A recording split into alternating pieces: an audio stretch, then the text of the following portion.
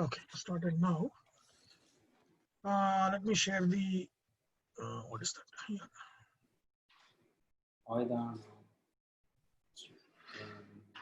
Okay, Vasuki, Kama.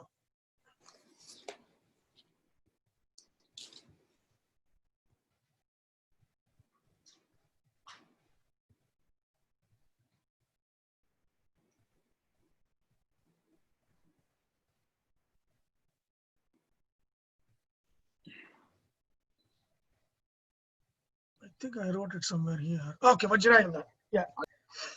Post the Okay. recording later. Are you planning to post the recording later? Much later, because we want to encourage people to join this class. Yeah. Okay. So Vajrayudha, how did this Vajrayudha come? And why Vajrayudha, first of all, right?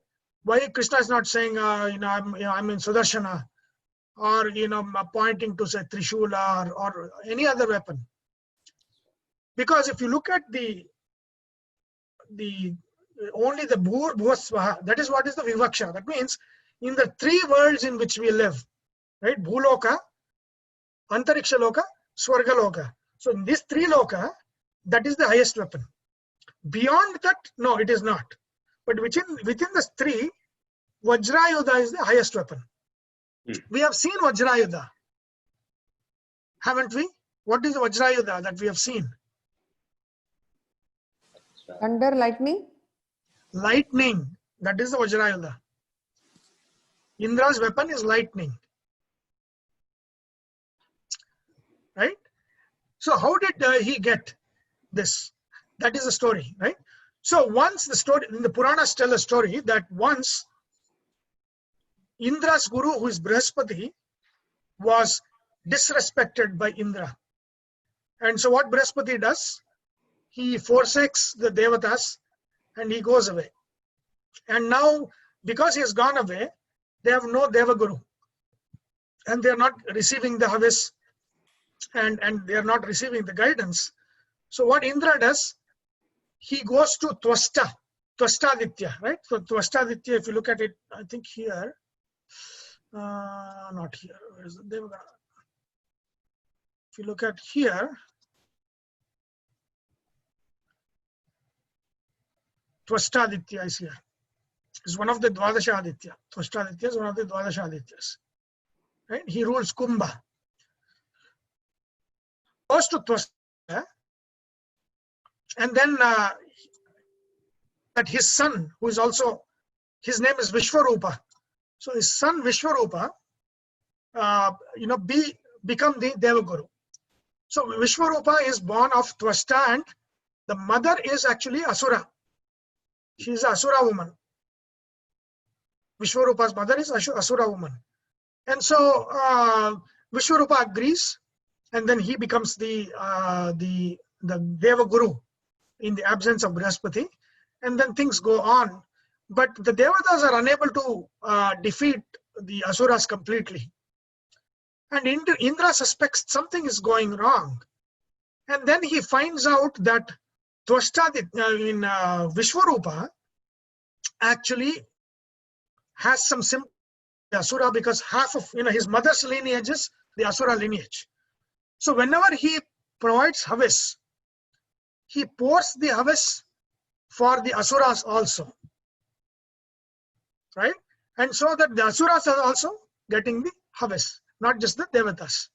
So one portion of the Havis he pours for the Asuras, because he's sympathetic to the Asuras who is there from his mother's side. And Indra comes to know of this, and then he kills him. He kills Vishwarupa. This angers Tvastaditya, and then he does the ritual to get Indra's killer, a son who will kill Indra. And I think you probably have known for Sanskrit rules, the samasa rules of Sanskrit, where the word that you stress changes the meaning of that word. And that's what happens to Tvasta. When they are pouring the Havis, to get Indra's killer, Indragana. See, if you stress on Indra, Indragana means Indra's killer. Indragana. When you stress on Gana means kill, then it is Indra killed. That means he who will be killed by Indra. So two, it will become, one is Tatpurusha. One says, I am Indra's killer. The other says, I am killed by Indra. So they do the wrong pronunciation, and he will beget the son that comes out of sacrifice, who will be Indragana. That means he who will be killed by Indra. Right? And that's what there's. So the Apashabda, one of the examples given is, if the stress is not correct when you are chanting the Vedic mantras, it will have a very different meaning. I wish my mother told me this story when she was scolding me for not pronouncing correctly. Yeah. Because then the meaning will be completely different.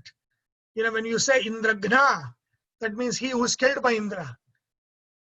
That's a different meaning when when you say Indragna, that means Indra's killer, right? Indra killed.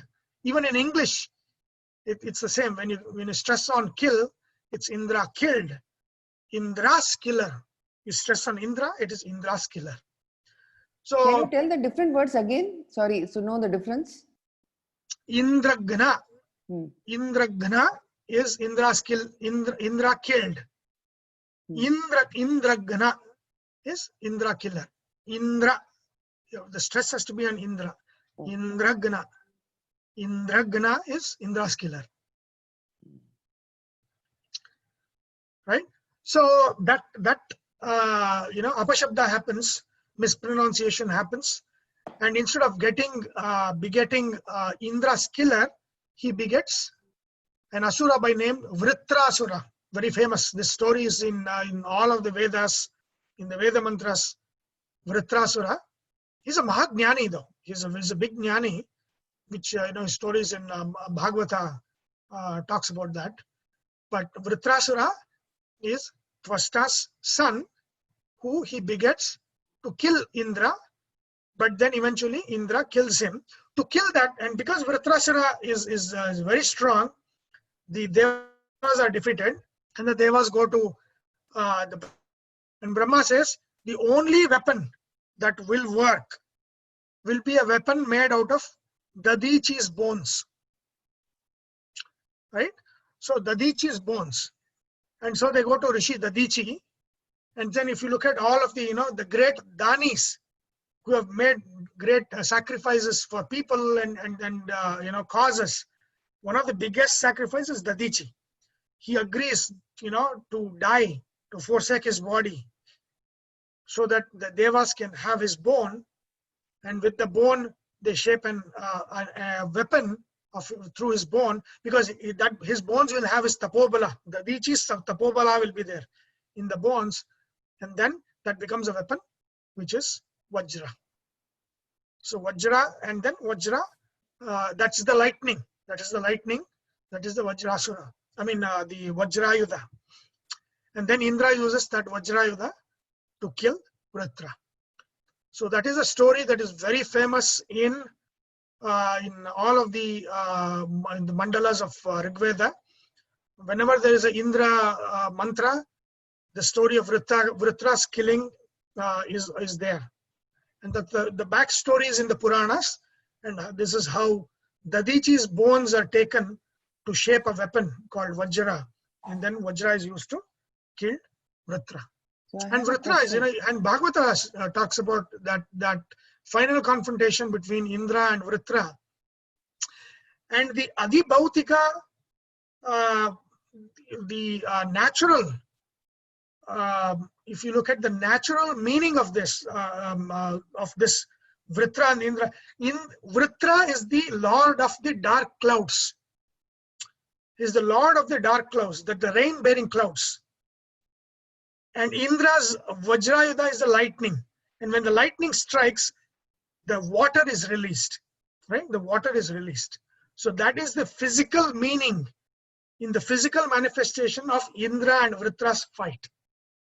It is the water-bearing clouds that had not released the waters. that when Indra smashes it with his Vajra, the lightning, then it opens up and then the rain comes. So it's also the Adidaivika story is manifested in Adibhautika as the phenomenon of rain. When the rain-bearing clouds are destroyed and it rains on earth. Right? So Vritra is strong they should means be worshipped by water engineers then. it should be. It should be. Indra is the lord of that. He is the one who gives. I have a question. Why did Indra not try to make up with Brihaspati? I mean, that part remained unresolved. Why the Guru getting dishonored? Nobody is talking about that. No, he will finally come back when Indra will go and remonstrate, and then he'll say it was my mistake. But see again, do not treat this as human stories. These are not human stories. This is story of rain. This is explaining. This is Puranic stories. This is not Aitihasika stories. Indra and Vritra's fight is not a historical story. It is a Puranic story. Where am I calling it historical? But I am saying no. that. But why Indra did not go that, that would have been correct to ask if it is a historical story. Like if it is a Mahabharata story, then that is a very reasonable question to ask when it is a historical one. No, but but in then Puranic story, dishonoring and all that, that's already human behavior. Dishonoring somebody. No, it is explained in terms of human behavior. It is a story. It is not that Indra has dishonored or disrespected in a sense of a human disrespecting. It is astronomical positions, what happens to the Jupiter Graha, that kind of, it's a template, because when that template, we are born in that template, this will be our story as well, right? And I think I also read I don't know who, somebody had, it's a fight between dragon and Indra, dragon being China, right? And China is holding the water, right? Like that. So that the template can be used as a representing a historical, a civilizational, any kind of story, and it will manifest. If those positions are there, that template is going to manifest. But the template itself, you cannot see it through the eyes of human morality. And that's why they say, do not judge the stories of the Devatas in terms of human emotions, because it is going to be very, very bad. The examples that's being set by the Puranas. Never Hey, do Sunil, what. Yeah. Sunil, I have a question. Is it okay to think in the three domains? So Vajrayudha is in the Adi Daivika domain, and the lightning or the thunder is in the Adi Bhautika. Correct. And then how about Adhyatma? What is the representation of that? Adhyatma, again, we have to think about, we have to do that manthana. I have not thought about that. But, Okay. Something that is being withheld. Maybe, water is emotions, right? So the emotion is withheld. Somebody has withheld the emotion, is emotionless. And then some event happens, and then the rain comes out, right? And the emotions come out, right? Okay. So that is the Indra Vritra fight, right? Something bhakti, right? The rain-bearing cloud is one being atheistic. And then some event in life happens, and that is the Vajrayudha that hits the rain-bearing cloud, and then bhakti comes out in full force as rain, right? It's a vrishti of bhakti, right? That is if you look at the story of Purandaradasa, right? How he was before the incident that transformed his life is the story of Vritra and Indra, right? That's the kind of manifestation you can think of in the Adhyatmika domain. Does it give you an idea? Does it answer your question? Yes, it does. Thank you. Yeah. It is left to us. There is no standard. It is left to us to make a meaning of what it manifests as in our lives of it's not just to one meaning or one incident, right? It Correct. could be many things that could reflect back. Correct. It can be manifested as many things within our life, but the template will be something which is withheld, and then later on it flows. That is the template. Got it. Okay. So that is among all of the ayudas, the lightning, the Vajrayudha of Indra is the greatest weapon in the Bhur Bhuva Swaha domain. Bhuloka, Antariksha Loka, Swargaloka domain. That is the greatest weapon. And why it is the greatest weapon?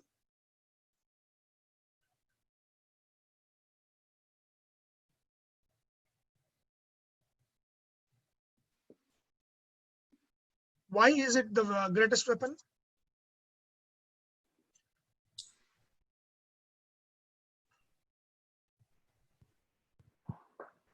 I think It's the power of the Because of water?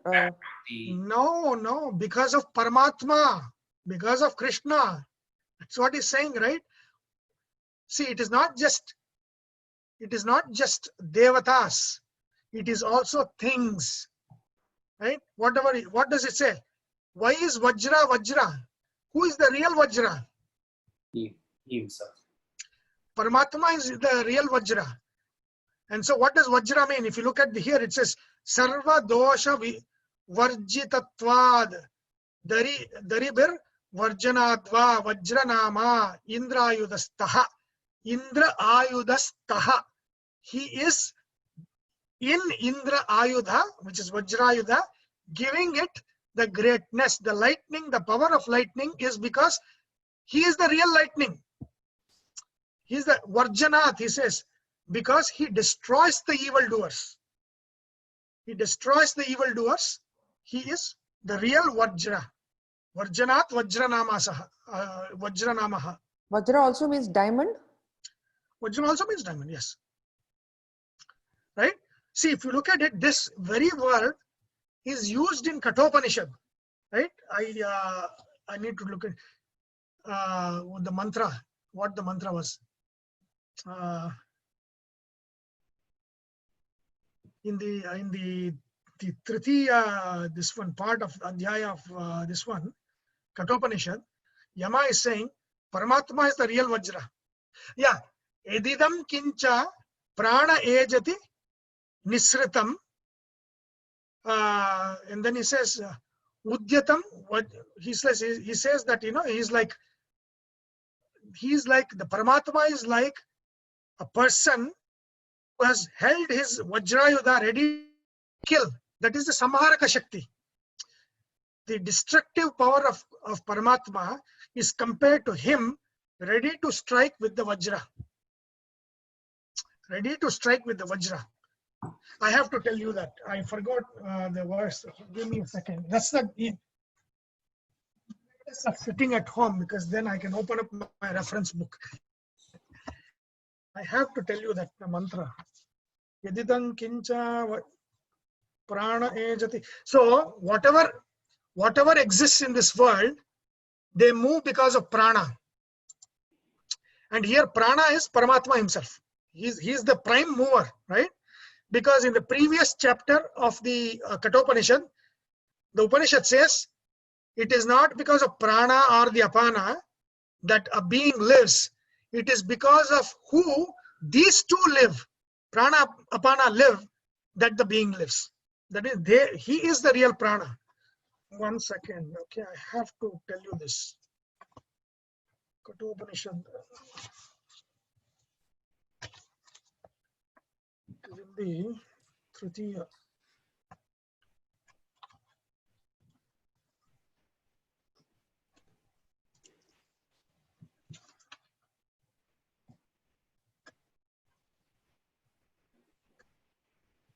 Yeah. So this is in the Tritiya Valli of the Kathopanishad. The second mantra. It says, Yadidam kincha jagat sarvam prana ejati nisritam Mahat bhayam vajramudyatam ya etad vidur amritaste bhavanti. So he says, and an example is given in the in the ancient literature, that human being is like a frog that is looking at an insect and desiring to feed on it.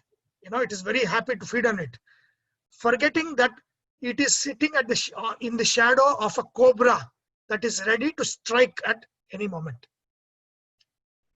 That is this Vajram Udritam. That Udyatam means he is holding the Vajrayudha in that shadow. That means we live in the shadow of death, going to strike any time, but still we are desiring to have that insects without realizing that we are in the shadow of that cobra that is going to strike us at any time. That example is given for this mantra. Yes. Vajram Udyatam, right? Mahat Bhayam, he is Mahat Bhaya. In the Samharaka Shakti, it says he is the greatest thing that evildoers fear is Paramatma, because he strikes them with death. And in this, as a Samharaka Shakti, he strikes the universe with death. He is the Lord of death. He's the other one, and it's a very famous word. Bhayadasyagnishtapati, bhayatapati suryaha, bhayad indrascha vayuscha mrutyur dhavati panchama. It is because of his fear that the fire is actually burning. The sun is actually burning. Right? Bhayad tapati suryaha, bhayad indrascha vayuscha. Indra is doing what he does. Vayu is doing what he does. Yama is running around doing his job because of the fear of Paramatma. Right? So this is the Ugra aspect of Paramatma that the Kathopanishad reflects in this third valli so beautifully. And it's so beautifully expressed as that cobra's shadow in which a frog lives without realizing that cobra can hit it any time, and it is desiring that insect that is now in front of it. Right? That Vajrayudha, that Vajra is this Varjana. Sarva dosha varjitatvat. Aribir Varjanadva. These two. That is the Vajra. Right? So real Vajra. Who is the real Vajra? Real Vajra is Paramatma. And in that Samharaka aspect, his Avesha is in Vajrayudha. It's in lightning. That gives that lightning the deadliness of that weapon.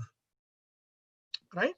So it is not just beings, it is also things within which his Sannidhana is and his Avesha is, that makes it great. Okay? Good? Yes. Kathopanishad, every verse, every mantra of Kathopanishad is a philosophy in itself. It is one of the greatest Upanishads. I mean, every mantra, and Gita uses so many of those mantras from Kathopanishad. I mean, the whole image of the charioteer, explaining this philosophy to Arjuna, that whole image is from Kathopanishad. Where it says the body is the chariot and the senses are the horses. That is all there in Kathopanishad. Right? It is a fantastic Upanishad that, that should be, you should be studying that all the time. It's such a great Upanishad. Okay. So, Ayudhanam aham Vajram. So, I am the Vajrayudha. Any questions so far on this?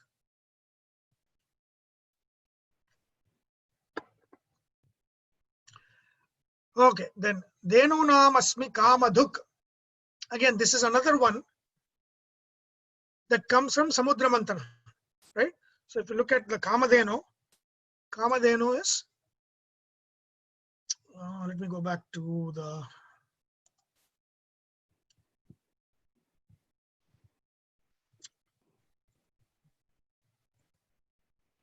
like if you look at the 14 things and the deities that come out, right? Hala Hala, that is a manifestation of Kali. Then Lakshmi comes out. And then Varuni, we'll talk about Varuna, that is the goddess of alcohol. that comes out, and the Asuras take it. Apsaras and Gandharvas, and then all the jewels. Airavata, Ucheshras, we saw those two. Dhanvantari, and then Kalpavruksha comes, and then Suravi, and Kamadhenu. Kamadhenu comes. What did I say about Kamadhenu? Why all this Kalpavruksha and Kamadhenu? These are all Swarga. These are all the ones that live in Swarga. Why is it required? Kalpavruksha, Kamadhenu, and Akshay Patra? They all get it from the devatas. And it is, if you wish something, it gives you. Because they cannot produce anything over there, right? That's why. Because in Swarga, there is no capitalism, there is no store you go to buy, there's no kitchen. It is all Icha. It is all through Icha. In Bhuloka, it is through karma, Icha and karma. In the Swargaloka is Icha Matram, Swarga, in the Swargaloka. And that is why you have all this Kamadhenu, Kalpavruksha, all of these come from Swargaloka, because things are gotten just by wish in these lokas. Okay. So in Bhuloka is Kamadhenu, is Mother Earth? No, not Mother Earth. Okay. Kamadhenu is Kamadhenu only. So if you look at the story of Kamadhenu, Kamadhenu. See, it comes from Samudra Mantana, and it is the mother of all the cattle. Right? It's a bull, buffalo, all cattle. It is the mother of that, Kamadhenu. Okay. And then what happens is this Kamadhenu, the Devatas take, and then Vasishta gets it. Kamadhenu is got by Vasishta Rishi for him to use in his ashrama for his daily worship. And then, Vishwamitra, Vasishta will live in the Vishwamitra's kingdom.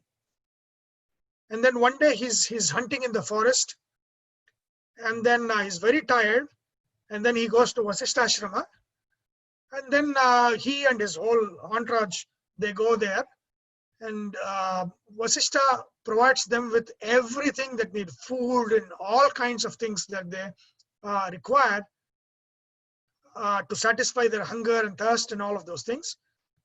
And Vishwamitra is very, very, very surprised and amazed that, in an ashrama, all of these are available. Then he finds out then it is actually the wish giving cow, Kamadhenu, that has provided all of this. So Vishwamitra says, as the king of this country, it needs to be with me, and I can give you as many cows you want. You can have it to be used in your ashrama, but this cow I need.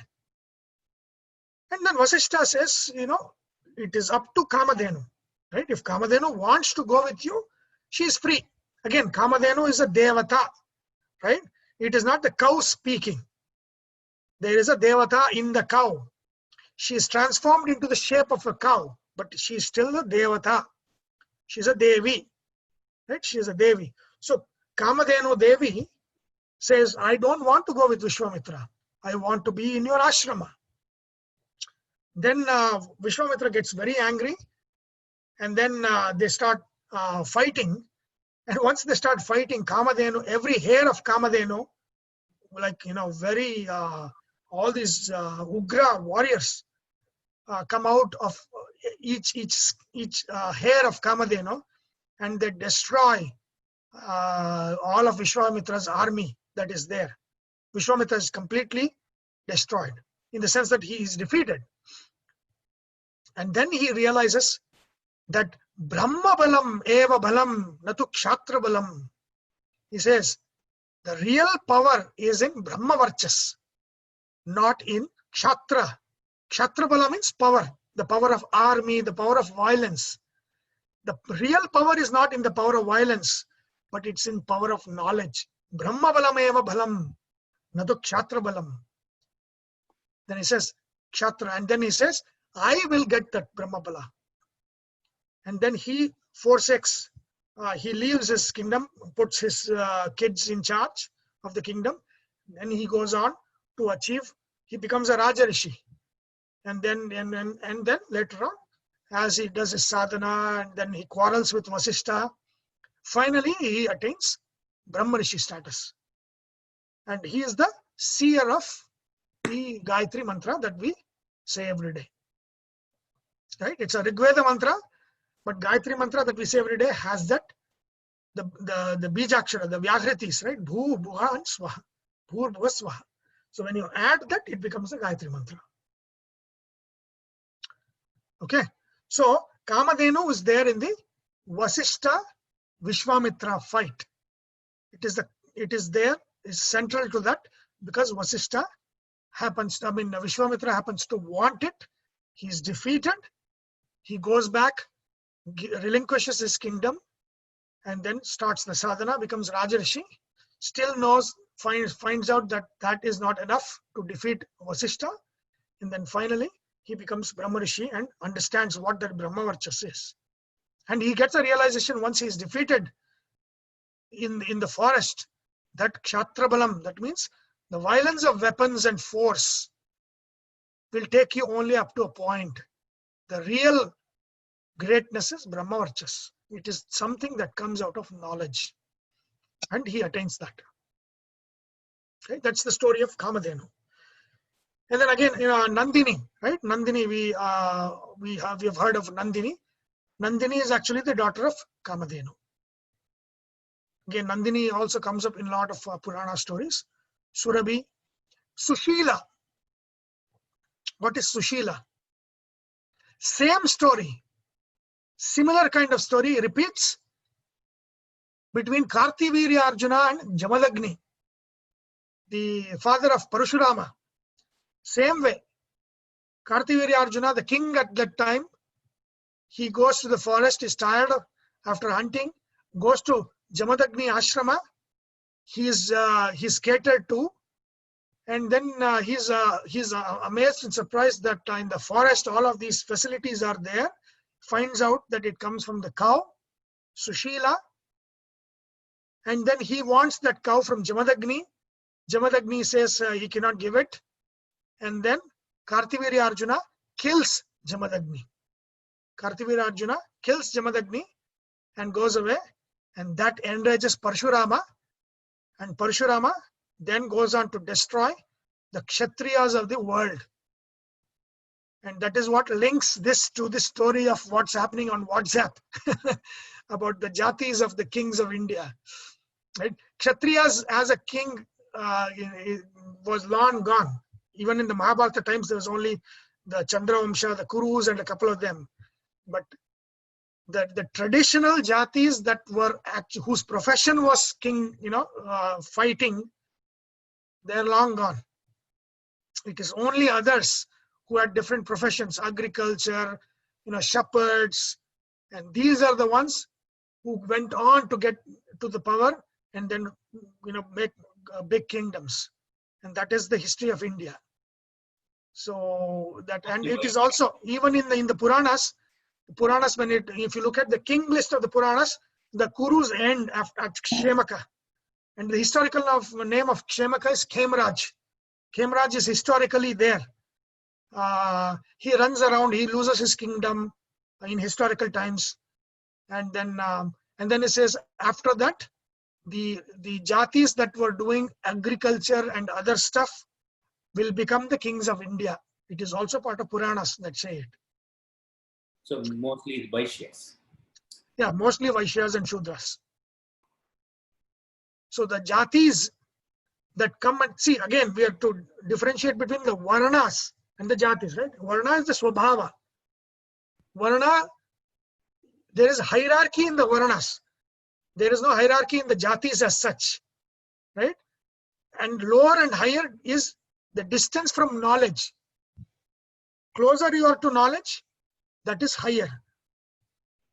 Distant from knowledge, that is lower. The higher and lower is basically how close you... Higher to what kind of knowledge? It is the Brahma Vidya, correct? Brahma Vidya. Brahma Vidya and Vidya in general. So because Shudras also will have a lot of knowledge, right? Some skills, right? Like huge knowledge of skills. Course. Yes. But that is not real knowledge according to Vedanta. No, Dharampal has written that, that was that a beautiful tree or some book. Yeah. That he has documented how in villages the schools taught that this skills, different skills, knowledge of these different skills to different communities. And the Brahmanas, the jatis who were Brahmana Varnas, they were the ones who were studying philosophy. So the other Varnas were not studying philosophy as a main topic. as a side topic. The Brahmana Jatis were studying it as a main topic. Sunil, is the word jati in Mahabharata or Ramayana? In Mahabharata, right? In the Gita. Jati. It Yeah, actually jati is says jati. Okay. Yeah, Jati is there. Jati means by birth. The interesting thing is that jati was used for everything, plants, animals. Yeah. It is See, classified Jati is nothing but in English where we say species, same kind, endogamous. You know, they interbreed, and it's an interbreeding group, species, right? A species. So the same way the human groups that had this, that married, intermarried, and then were doing similar kinds of vocations, that formed a group, and that group is called jati. But jati is used for every, like sajatiya, vijatiya, right? We talked about vibhutis, sajatiya, vibhuti, vijatiya, vibhuti. That means within the same group, across groups, right? Group. Jati means a group where the individuals are similar kind of individuals. Here, jati means by birth. The similarity is because they are related by blood. There is some kind of a blood relation between this group. I think we were great structuralists. We really wanted to classify. Yeah. We were great structuralists. But again, jati is there, but the names of jatis are not there in any literature. You will not find the name of jati in any literature. How many jatis are there? What are those jatis? Jatis are, peculiarly societal. They came into existence, they went out of existence. It was undocumented until the British came. Britishers were actually the first ones to document jati. What the Vedanta is concerned about is varna, because philosophically relevant is varna. Jati is not philosophically relevant. Jati is sociologically, societally relevant, not spiritually relevant. But Varna is spiritually relevant. We were the first one to make the trade guilds also, right? Based on the jatis. The guild, the and jatis were basically vocational, mostly vocational. People who are involved in the same kind of jobs were in the jati, and that's how it was. So again, there was nothing good, bad about it. It was a phenomenon. But then the hierarchies and all of those things started to creep in. But if you look at India, education was there for all jatis. Education was there for all jatis. It was only the philosophical education that was a side topic for them, but was the main topic for the Brahmana Varna jatis. That is the only difference. They learned their vocation. The others learned the Vedas and Upanishads for their vocation. That was the only difference. That's how I'm also putting it in the book, my book now. Yeah. Right? And then, Nandini, the same thing happens, and Parashurama kills all of Kshatriyas. And after that, the Kshatriya jatis are absent for the most part in Indian history. Parashurama is also historical avatara. It's not Pauranika. Historical avatara. And then he kills all of the Kshatriya jatis who are traditionally, not in any agriculture or anything, but their own vocation was to protect people, like the police and the army, that kind of thing. They were protectors. And then he killed the majority of them. And then only after that, some patches of them, like the Kurus and Panchalas and all of those, they lived until the Mahabharata times. But then later on, as we go pre-Buddha times, the most of the jatis that ruled India were actually not the traditional protector jatis whose vocation was to do that, but who were doing agriculture and then started getting into power and all of those things. And those were the jatis that actually shepherds. For example, the greatest kingdom that ruled for 300 years in the south, Vijayanagara, started by who? Shepherds. Can you imagine shepherds, starting a kingdom like Vijayanagara, the grandeur of Vijayanagara, started by shepherds. Was that Hakka and Bukka? Now it is surprising, Very surprising. but back then it's not surprising. It is there no surprise at all, because they had education, they had skill set, and they were not. There was not this kind of hierarchy of, oh, you are now useless and this guy is useful. Nothing like that. But Whoever Sunil, they become warriors and then they become rulers, right? Like it's not that their parents were shepherds, but these people become warriors and then they started ruling, right? Like, so. No, they were, see, nobody was, if you look at, like in US today, right?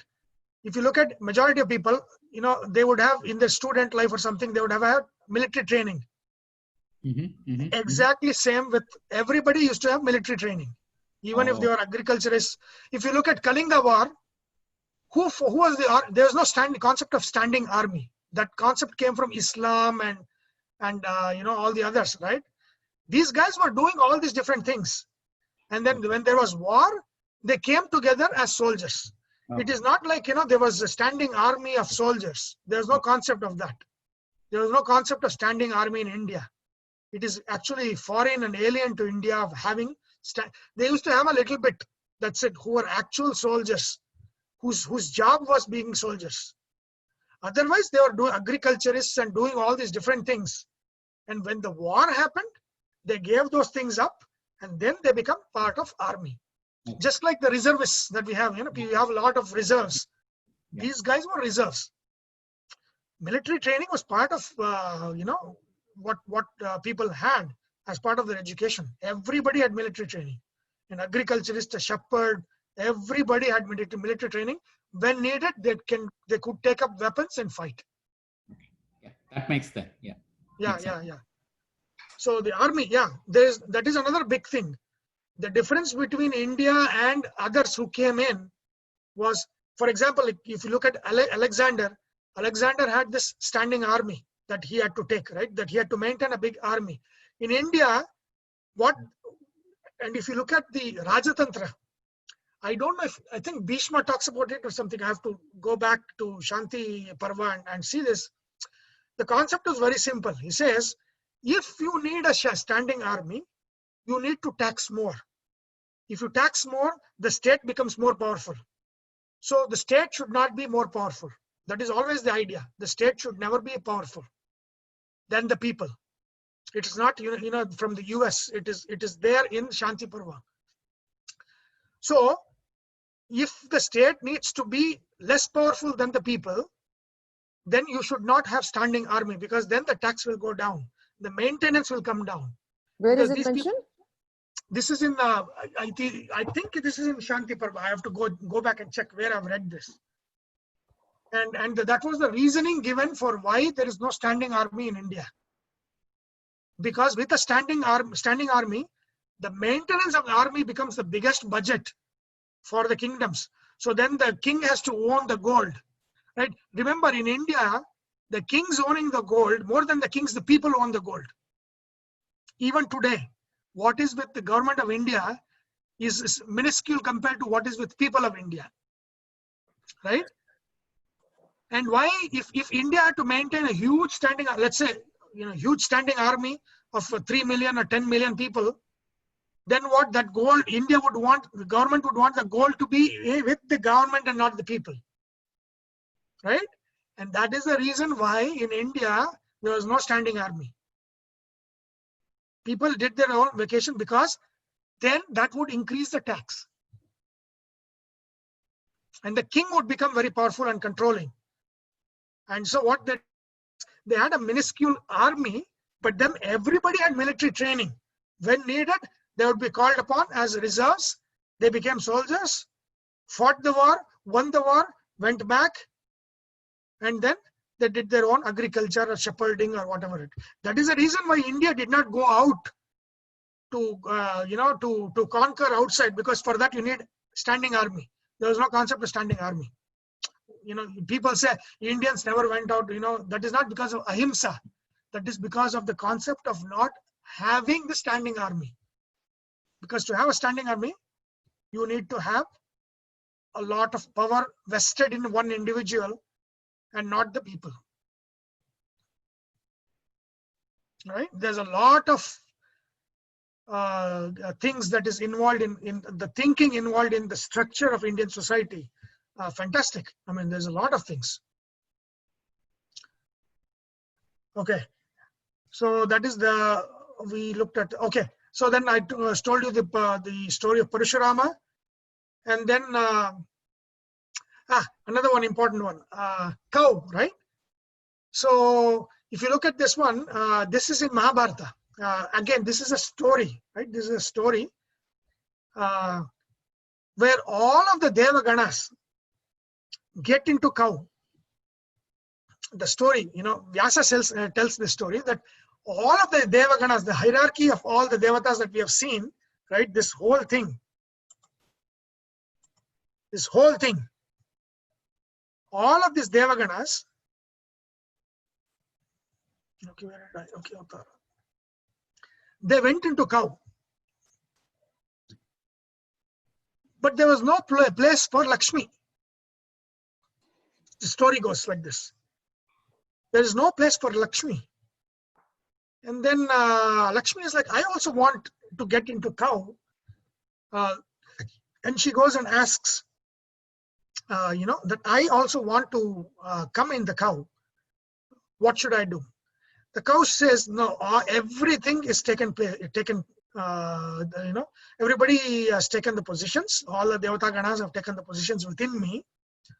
The only thing left is cow dung and cow urine. You can go and stay there. Right? So there is Lakshmi Sannidhana in cow dung and cow urine. Right? Called Karishani in the Sri Sukta. That is, she who lives in the cow dung.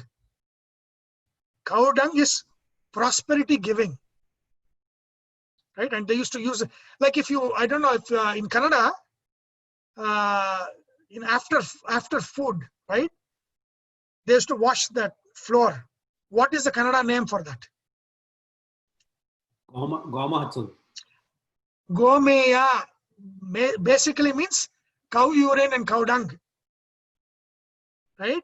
That is, the real cleaning happened.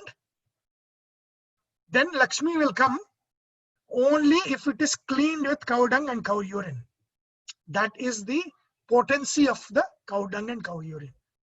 That which gives milk, but also prosperity through cow dung and cow urine. Because Lakshmi goes there in cow dung and cow urine. I think it comes from it being a fertilizer, right? And greater yields of crops and all that. Yeah. But again, that means it has that power to do that because Lakshmi's Sannidhana is in cow dung. All, cleaning, antibacterial, everything, all properties are there in the cow urine and cow dung. And that is what, when cleaning that floor, it's called gome. Gomeya. Gome, in Kannada, it's called gome, but which is nothing but the cow urine, it's a cow waste or cow urine. That is, so they considered that floor to be pure if that is put as part of the water to clean the floor after. So it is cow dung mixed with water or cow urine mixed with water? Cow urine mixed with water. That is used to clean. Right? Clean. But cow dung is also used to clean in front of the house. They would clean with cow dung. And then put rangoli on top of that. Like even if you go to like some slums today, they will have a cow dung in front of them, cleaned flooring kind of thing outside with rangoli on it. That cow dung clean is that. In the mud houses, finally they clean it with the cow dung actually. So What is that? The mud houses, the house is made out of mud. The final cleaning is, that layering is done with the cow dung actually. Cow dung, yes. Yeah. Plastering, it's a plaster. Yeah. Plastering, Right, yes. so it's a final plaster and then they keep replastering, like almost every week or something like that. They clean it and then they do the cow dung cleaning. I have seen it as a young boy where people in the Yeah. And I've also seen, in my grandfather's time. So my grandfather, everybody had a lot of cows. My granddad also used to have a lot of cows. And in the surroundings, they'd make these cakes of cow dung. right? And that they would actually put it to the walls, Yeah. right? And then when it dried, they would use that to produce the fire, right? Not the wood, but Yeah. actually this dried cow dung. Yeah, What is even actually now it is there in Tamil Nadu also. So it is Yeah, there. It's an all So India thing. Fuel plus antiseptic plus Antiseptic. plaster, yes, all that. Cleaning agent, yes, cleaning and all of those things. fertilizer. Plus That fertilizer. is why, because Lakshmi is in it. So, Lakshmi is in it. So finally Lakshmi says, okay, I will go live in the gomeya, in the urine as well as the cow dung. Finally, the last one. So did Indians eat beef or not? Hindus. no. They did. They did. It is. They After did. the yagya, after the Long time ago, Hmm. Indians would eat, of course, the respect and honor for cow was there, but beef was also part of the diet for Kshatriyas. And sometimes after the Homa is done, even the Brahmanas and others, everybody would have cow meat. Then what happened? What changed? Then Krishna came. Who started the Go Puja that we have today? Krishna is a radical. Krishna. The Go Puja was, the story of Govardhana and Go, that is started by Krishna. Krishna said, no more. Cow should not be killed. It is worthy of worship. And that is when, from Krishna, no beef. It started with Krishna. Pre-Krishna times, it was eaten. Krishna stopped it. Krishna said, Go Puja, right? And then he says, why Indra, you are worshipping Indra and all these deities through Homa? Why are you doing this? You should actually worship the things that surround you and give you the things that you use. The cows give you milk. Worship that. The Govardhana gives you the grass that the cows eat. Worship that. So he told them, leave what you're doing and worship what is useful to you in your surroundings. And then they did not agree, but then he forced them to do it. And then the story of Indra, causing rains and all that, and then Krishna holding the Govardhana Parvata, and then finally Indra coming and saying sorry, to Krishna, right? That is the starting of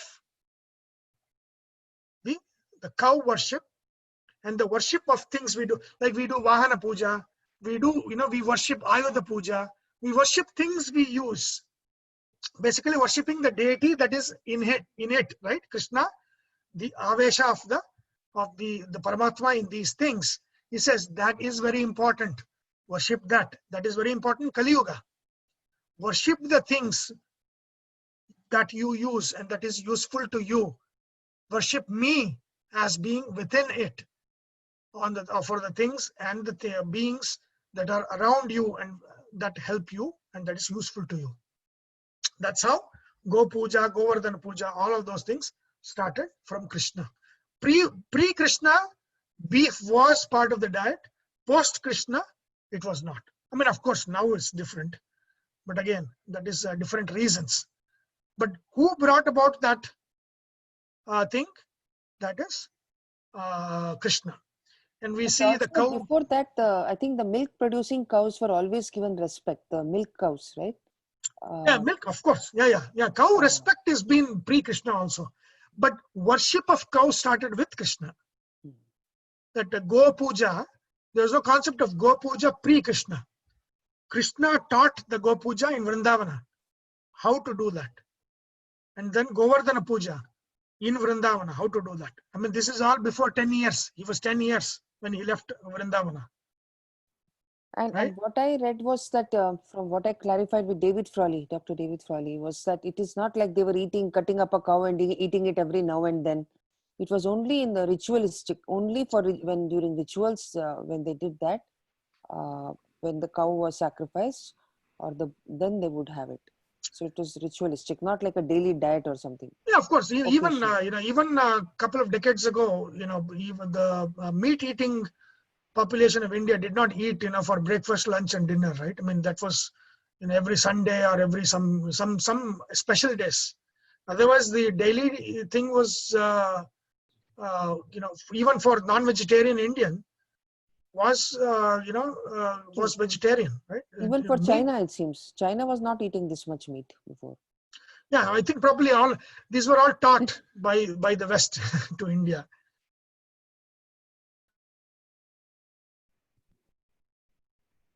Right. So that is the thing. So beef was eaten. I mean, reality is reality. Why not accept it? It doesn't mean anything. I mean, Krishna came and stopped it. Yeah, that is the and it is historical in the sense that But why did he stop Krishna the is Indra Aitihasika. worship? Huh? Why did he stop the Indra worship? Thunder also needs to be worshipped. No, because people were giving up the here and now for something else. Right? Even in the Bhagavad Gita, where he says that people are doing sacrifices for kamya karma. Right? They're doing all of these. But remember, in the 3rd chapter, he says that yajna is a bond between the devatas and the manushas. So he's not giving up. But do not give up the here and the now and the surroundings and things that are useful to you for something which is beyond you. Of course, I mean, devatas, they're also useful in the sense that the rain and all of those things. But the things surrounding them, like the cows and all the other things, were ignored. But they were very most useful.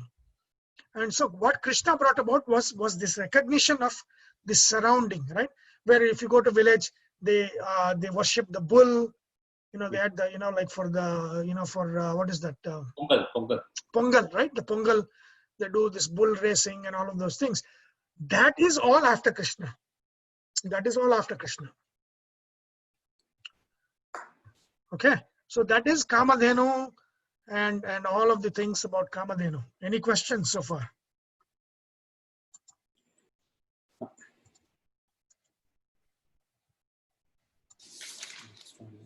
Did they start worshipping all the devatas or just Indra? No, the homas were there. Okay. But it was exclusively for them that it was done, and ignoring everything that surrounded them, that provided them the prosperity, like Nadi Puja, all of those things were ignored. Krishna brought about all of those things, worshipping the mountains, the river, the cow. That is the Krishna's contribution to worship. Is that okay? Instead of worshipping the unknowns and devatas, worship the ones what we see. Correct. And that was relevant to the Kali Yuga. Yeah. I mean, if you look at it, Kali Yuga, it is more relevant what you worship, what you see, and what is useful to you. Worship God in it than something which you don't know, right? So that concept, that idea was brought about by Krishna. He knows we will destroy if we don't worship. Yeah, exactly.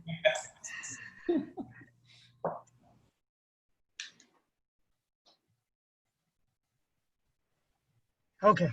So, Ayudanam aham vajram, Dhenunam asmi kamadhuk, Prajanaschasmi kandarpaha. Okay. Prajanaschasmi kandarpaha. What is this Prajanaschasmi kandarpaha? Let me see. Kandarpa is Kama, right? Kandarpa is Kama. So Kamadhenu. Now the link Kama. Kamadhenu, Kama. So Kama, we've already studied about Kama, right? We have studied about Kama. Let's go back. And then I'll go to exclusively Kama. See, Kama, he is Brahma's, first Brahma's son, Sanat Kumara. Then Brahma's grandson, Kama. Then Pradyumna, Krishna's son through Rukmini is Pradyumna. That is also Kama. Kama is reborn as Krishna's son. Kartikeya, also Kama, born as son of Shiva. Bharata, Rama's brother, also Kama. Samba, Krishna's another son, his name is Samba. That is through Jambavati. And then Sudarshana Chakra. Again, Chakra, I told you, that is not a thing. It is also Chetana.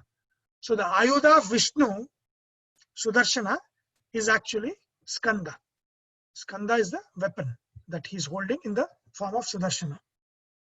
So these are all the different manifestations of Kama.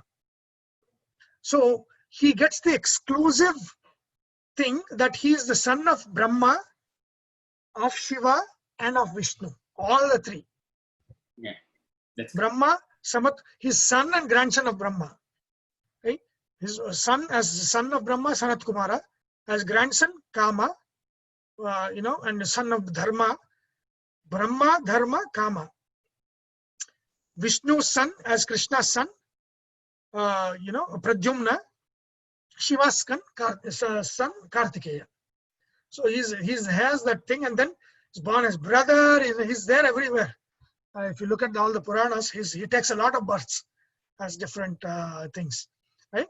So now let's go to Kama special things about Kama. Where is it? Okay, Kama. So I said Kama was Brahma's grandson. The name Kama, and here it's called as, Krishna is saying prajanana. What is prajanana? That means sexual desire, the desire that brings about reproduction, procreation, the desire procreation. So that is prajanana. So that desire, he is the lord of desire, and is equal to Indra. Like if you look at the hierarchy, if you look at here, see here, That's a great question. Indra and Kama are equals. Indra and Kama are equals. Okay. So now, Kama.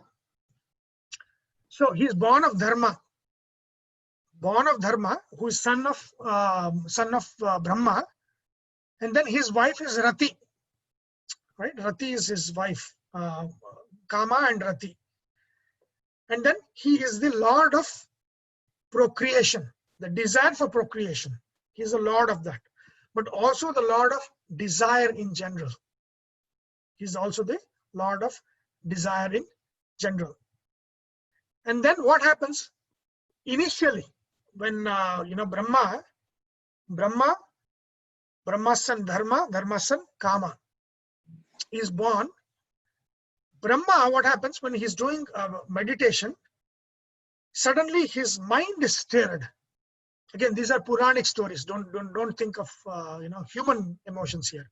His mind is stirred, and then he gets desire to marry. And then he marries Saraswati. And then he realizes, who got this desire in me? And then he thinks that is Kama. And he says, I'm going to curse you, that you will be burnt in fire, and you will be burnt in the fire of Shiva. That is the curse of Brahma. And because he stirred up Brahma's mind, what happened? What was his name? Manmatha. Oh, Mana Mathana. Mana Mathana is Manmatha. Right? His name is Manmatha. Kama, Kandarpa, Manmatha. And what is Kandarpa? Kandarpa is a beautiful thing. When he's born, he asks the question, Kamdarpa. That means, who should I invest with this Darpa, pride? Right? Therefore, he's called Kandarpa. Who should I invest with the desire, proud, the feeling of pride? And so he's called Kandarpa. Kamdarpat Kandarpa. He's supposed to be very handsome. Yeah. Because So- Manmatha is often used in a very sarcastic way. He thinks of himself as Manmatha. That I've heard is- that in Kannada. That is recent. That is fine. Manmatha means Manamathana. That means who stirs up the mind. The beauty of who stirs up the mind. That is Manamatha or Manmatha. Now it clarifies the name of Kanda. Skanda is there. They call Kanda also. They call it in Tamil Kanda. Maybe that is Example of Kandarpa. handsomeness. Kanda. Yeah. But look at this. These are two extremes. On the one side, he is a warrior. Yeah. So that is the combination, Shukra and Kuja combination. Exactly. I want that next year. Mars, as Mars, he is born. He's the lord of Mars. Skanda is the lord of Mars. But as Manmatha is the lord of Shukra. So that, that Rajoguna planets of Shukra and Mars, not actually Rajoguna, but the beauty and violence together. So he goes to the extremes. On one side, he is the warrior, the greatest warrior of the Devatas. On the other side, he is the most beautiful thing there is. And the one who invests the mind with desires. And therefore, he's Manamatha, which is an aspect of Shukra. So he's there in the extreme poles, is there in Kama. Okay. And then that is the, so because he stirred up the mind of Brahma, he gets cursed by Brahma. Kama gets cursed by Brahma that he will burn in the fire. And then it so happens that when Tarakasura, a demon at that time, knowing that because Sati, emulated herself in the Daksha Yajna, and Shiva becomes Dakshinamurti, that Shiva has become a Vairagi, has become has got Vairagya. He says that, the only death should come from the son of Shiva, knowing fully well that, he's become a sannyasi. Shiva has become sannyasi. So there is no son for Shiva because he's already sannyasi now after Sati left. So then what happens? All these devatas, devatas are defeated by Tarakasura. So they're like, I want Shiva's son. Some way we have to get Shiva's son. So, they send Kama to kind of stir up Shiva's mind. And then Shiva in his anger burns Kama. And therefore he's also called, another name of Kama is Ananga. He who has lost his body in the fire of Shiva's third eye. It is also Ananga. He's also Manamatha, Kandarpa, Ananga, Kama.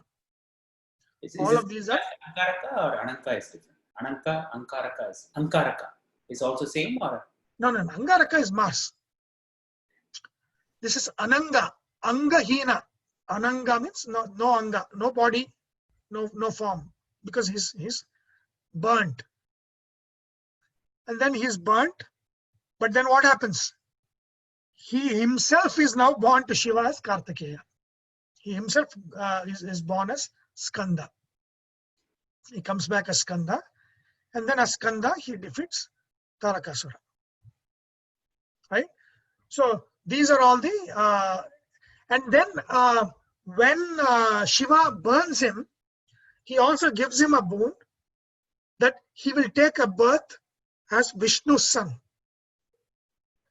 And then when in the Krishna Avatara, when Krishna and Rukmini, they have a son, he is born as Pradyumna. Pradyumna is born to Krishna, who is again he is the avatar of Kama. So these are the stories of Kama. So Kama is a very high deity. He's he's in par with Indra. He's also the general of the Devatas as Kartikeya. Pradyumna is also, the other son of Krishna, Sambha. And then Sanat Kumara. As Sanat Kumara, he is the teacher of Omkara to Shiva. Right? He's the guru of Shiva. That's why that name, I forget what name, there is a Tamil name, no? What is that? Swaminathan. So is it Swaminathan? Swaminathan. Yeah, that's what I mean. Yeah, something like that. So that is Swaminathan. Yeah. So that is the aspect of Skanda as Sanat Kumara teaching Omkara to Shiva. Sunil, why did you say Shiva's boon for birth of Pradyumna? Is that he will be born as the son of Vishnu. Is it because Vishnu asked for that boon, or Shiva? When you say No. boon, means Shiva gives the boon, and then when Krishna, in the Krishna Avatara, Krishna goes to Shiva to ask for a son. oh, okay. And then Shiva says, Kama will be born as your son. Right? And that is how he gets Pradyumna. So yes, in Krishna Avatara, Krishna goes to Shiva and asks a boon. And then again, that is based on another story from Padma Purana that we'll take. Shiva has a Kapali, right? Shiva is a Kapali. What is Kapali? He has a skull. Brahma's skull, right? Yeah, Brahma's fifth head. Shiva removes Brahma's fifth head, and that sticks to his. And He then carries as a it as a Kapali, penance, right? and he has to do penance. Where does he go and do penance? It's a graveyard, right? No. What do you call that? Varanasi, Kashi. Okay, Kashi. Kashi Vishwanath is basically Kapali. He goes there, and that is where he asks Brahma for this boon. He says, you and Vishnu you have to come and ask me a boon in some form later on. That is what I ask you to bless me with. So Brahma blesses Kashi Vishwanatha that Vishnu will in the future come to you and ask you a boon. And that's there in the Padma Purana, and that is the story. That is the connection of why Krishna goes to Shiva to ask for a son. And Shiva says, Pradyumna will be your son. Kama, born as Pradyumna, will be your son. So, yeah, it's so many interrelated stories and all of those things, but it's fantastic. It's very fascinating stories, right? So that is Kama. Kama is basically the god of desire, mainly sexual desire, the desire to procreate, as Kandarpa, Manmatha, right? Ananga, all of these are names of Kama. But other desires are also attributed to him, right? Yes, other desires are also attributed to him, but mainly that's what Krishna is saying, right? Prajanascha. The prajanana is the desire to procreate. No, I was just thinking of the word, the usage of the word kama itself. It's in terms of any kind of desire typically. Yeah. Kama means desire. Yes. Okay. Let's go back to this. So Can we you have done. explain the word Kandarpa again? You explained. That's a good one. Even I Yeah, Kandarpa means Kamdarpa. Means who should I invest with pride? A desire to see oneself as great. That is pride, right? Kama, he asks Brahma. Like when all of these deities are born, they ask, what should I do? Where should I be? And Brahma gives them a place and position as Abhimani Devatas. So he asks, when he's given the portfolio of desires, then he says, who should I invest with pride? And because he asks that, they call him Kandarpa. So why is the question of investment of pride? That's what I don't get. No, the pride, ahankara. Ahankara is also out of desire. Okay. And so he's the one who causes all those kinds of desires. Okay. So that Doesn't aspect is called darpa much also sense means to me. punishment? Sunil? Sorry. What is that? Doesn't darpa also means punishment? No, darpa means pride. Pride. The only name which is a question? No. Kim Purusha. Is that a name? It's a name, yeah. Oh. Unless you take all the Kim Jong, all the Kim. It is related to them, actually. There's a whole story. But see, Kim Purusha Kanda is what is today's Nepal, China, and all of those things. It's called Kim Purusha Kanda. But we will go there later on. But now, Prajanascha Kandarpaha, Sarpanam asmi Vasukihi. Among all of the Sarpas is Vasuki. I am Vasuki. So now who is this Vasuki? Let's go back.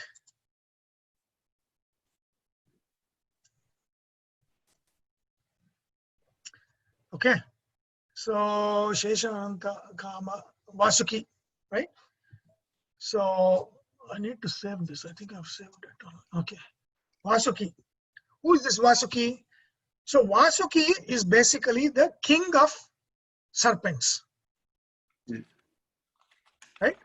Now, if you look at this, Krishna talks about Sarpa. Among the Sarpas, I am Vasuki. Among the Nagas, I am Shesha, Ananta.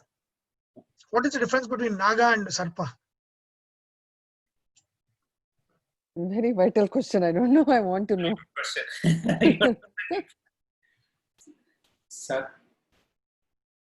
Sarpa is maybe in a grandiose meaning, and Naga is just a animal. Ananta is a protector. I mean, call that.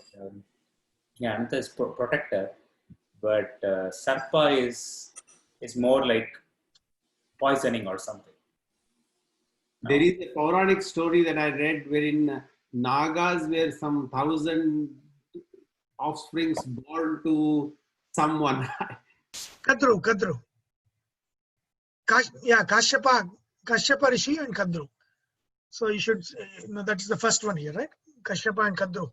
So Vinata is from whom Garuda comes. Kadru is from whom all of the Sarpas come. Like, they both ask Kashyapa for a blessing. And Kadru asks for 1,000 sons, serpents. Again, these are human, like not, they are the devatas. It's not like, serpent is coming out of her womb, right? So these are all devata stories, right? Not Amar Chitra Katha, imagination, right? So these are devatas who change their form into serpents. See, English serpent, sarpa, same etymology, same origin, which is srip. Srip is the dhatu. Srip means, that which crawls or creeps. Creepy, crawling. Slithers, So, that which slithers. So these crawling creatures, which are not only just snakes, centipede, millipede, all the pids. Slithering, right? Yeah, the crawling ones. So these are the ones that crawl on the without the legs and crawl. These are the ones that is called srip. Srip means to crawl, or generally to move. To move is to srip. Sarpa means that which crawls. Basically, that which crawls. So sarpa is used not just for snakes, but everything, every animal, that reptile that crawls is a sarpa. And the king of all of them is Kadru's son, Kashyapa and Kadru's son, Vasuki. And Vasuki in the Samudra Mantana was what? The rope. The rope that was used to stir the mountain, that was Vasuki, whose mouth, the head, was towards the Asuras, and his poisonous breath got to them and make them tired, but the tail was with the Devatas. Right? And so that is Vasuki. And then he is the king of snakes, and his residence is in the Patala Loka. He lives in the Patala Loka. And remember in Mahabharata, when Bhima is thrown away by, when Duryodhana throws away Bhima, and Bhima goes down, and then he's taken to the Patala Loka and given some drinks, that makes him strong. Of course, he's strong by nature. But that story again shows that the Patala Loka or the Naga Loka is in the Patala Loka, and it is ruled by Vasuki. I mean, these are deities. These are Vasuki is the king of the not just snakes, but all the creatures that crawl and creep on the floors or on the ground. Okay. So lazy is Vasuki also the one who bites Parikshit? No, that's Takshaka. Takshaka. Okay. Yeah.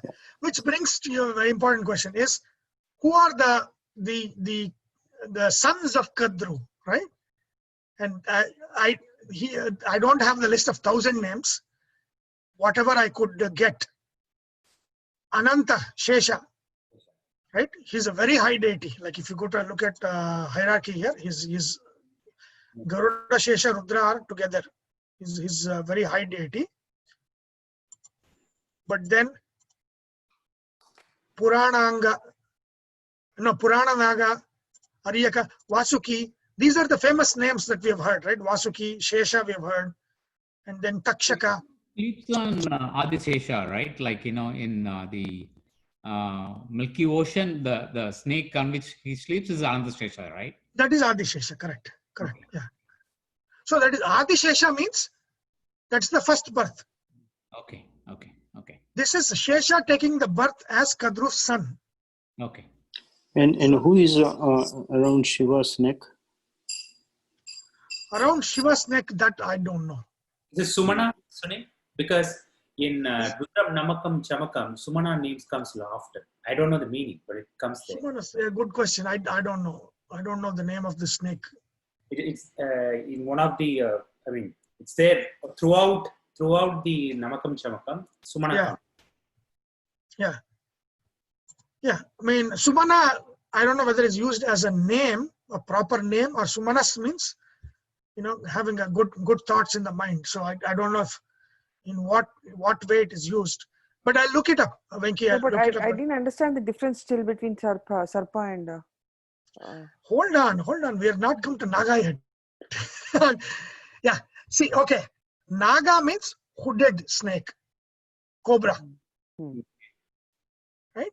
And the Shesha is actually a hooded snake, but he has multiple hoods. But cobra is Naga. Sarpa is generally used for serpent, but Naga is not used for everything. Naga is only used for cobra. Right? When we say Nagaraja, it is not any serpent. It is a cobra. When I Googled it, it says Vasuki. Nagaraja is Vasuki. No, the name of the snake around Shiva's neck is Vasuki. That's what Google says. Oh, it might be. Google, I don't know is it Purana story? Let me look at Purana. Somebody answered that question, like somebody asked that question and then somebody says, and then it says Vasuki. So I don't know. So I did a Google. So No, that's because Vasuki is a very popular name for a snake. So no, I will check the Linga Purana. I'll check it up and I'll see. So Naga is a cobra. Naga is a cobra, which is a hooded snake. But everything else is Sarpa. Oh. Normal serpent, normal snakes without hood. Normal snakes without hood, or even millipedes, semitipedes, they're all Sarpas. Oh. Okay. And what else was there? Naga and... So, Takshaka, see all the famous snakes that are Kadru's sons. Takshaka, that is the one that kills Parikshit, right? And then Karkotaka, Naladamayanti. Right, in Naladamayanti, that snake that disfigures Nala, that is Karkotaka. And what is the shloka? Not to have any kind of Shani dosha or Kali dosha? Kaliya Mardana. No. Of course, Kaliya is also there, right? That's Krishna dancing on that. That is also Kadru's son, Kaliya. No, Karkotaka. What is that? In the Naladambi. Okay, you have to remember this story. Karkotakasya nagasya damayantyaha nalasya cha rutuparnasya rajarsheha kirtanam kalinashanam. If the kalinashana has to happen in you have to remember Karkotaka naga, Damayanti, Nala, Rutuparna, Raja. These four. That Karkotaka is this one. Kaliya, that is this one. And then I think those were all the famous names which we have heard. Okay, so these are, I think I've captured about 90 or something. I think these Uh, people with this name don't know they are named after snakes. no, but some of these names are, like they're used in different things. I mean, it's different characters having the same names. So Mahashanka, again, Mahashanka is there. You'll see that. I'll tell you. Some snakes are important names astrologically, right? And why it is, we will see. And what happened, Parikshit, most probably is that dosha, that sarpa dosha. We'll see that. Okay. So these are all the things. Shankapinda is also there. It's a famous one. This Shankapala, Mahashanka. Mahashanka is a very famous, dosha, sarpa dosha. We'll see that. Shankamukha, all of these things, if you look at that. Jyotika, that is one. I think all the others. Pingala Naga. There is a famous, Chandas Shastra, whose name is Pingala Naga. He's written a book on Chandas, poetry. His name is Pingala Naga. That is this name. That Shanka, not Shaka, it's actually Shanka. I'll change it. Right? But the famous ones we have heard is Kaliya, because he poisoned Yamuna, and then Krishna tames him. And then Karkotaka, Nala Damayanti story, Takshaka, Parikshit, and also Arjuna fights with Takshaka. And that rivalry goes on, right? Because Takshaka has this in Kandavavana, Indraprastha, today's Delhi, which was a forest that was owned by serpents. That was owned by this guy, Takshaka. So Arjuna fights him, defeats him, and that revenge he takes on Parikshit. Vasuki, Shesha, right? So all of these are the things. Okay, so we'll end the class then. Oh, the important topic.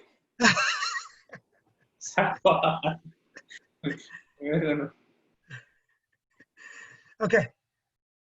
Have you guys heard of Kala Sarpadosha? Your parents might have mentioned this. We heard of Naga dosha, and Kala Sarpa dosha sounds more. Is more No, bigger. when I went to the temple in what is the temple? Kalahasti, right? Kalahasti is a famous one for this. No, Mangalnath. Ah. Mangalnath temple where I went in Ujjain. Okay. What is there? So there, my God, they were doing, so many of them were doing that puja, Kala Sarpa dosha. Okay. Yeah, so I didn't know what it was at that time. I just saw Okay, them. now you will know. The next 30 minutes, we shall discuss this. Okay. So in the chart, astrological chart that I'm shown here, where is the Sarpa? Between Rahu and Ketu. The Sarpa is Rahu and Ketu. That means the Sarpa's head is Rahu and the body is going here. The tail is Ketu. So you can, the snake and ladder. Basically, that snake and ladder is this. This is the snake. This is the snake. Right? So this is the snake whose mouth is here with the poison and whose tail is here also with the poison. So they call this is the poison of scorpion's tail. This is the poison of snake's head. So that is but you can imagine the snake being here. This is the belly of the snake. Right? This is the snake. Okay. So now I've just given you an example. So if all of the planets are between Rahu and Ketu, if you look at it here, nothing is here outside. All planets, Sun, Moon, Mars, Mercury, Jupiter, Saturn, Venus, all of them are on one side of Rahu and Ketu. Remember, Rahu moves anti-clockwise, he moves this way. So that means Rahu starts eating each one of them like this, right? Because he's moving this way, like this. Ulta. He's moving ulta, like this. right? Viparita gati. Understood? Yeah. So all the planets, Sun, Moon, Mars, Mercury, Jupiter, Saturn, all the planets, 7 planets, are to the mouth of Rahu. This is called as the Kala Sarpa dosha. When all the planets are in one side of the Rahu Ketu, this is called as the Kala Sarpa dosha. If they are in the belly of the serpent, it is taken as the Ketu stinging these planets. The tail stings if they are all here. The mouth consumes it where they are all here. This is called Kala Sarpa. This is called Kalamrita. Right? What is the difference between Rahu and Ketu? Kala Sarpa is ruled by Rahu because Rahu's head is consuming. Rahu is the one that is a materialist. He is a consumer. He enjoys physical pleasure. He enjoys destruction. Ketu is his exact opposite. He is looking inwards. He has given up society.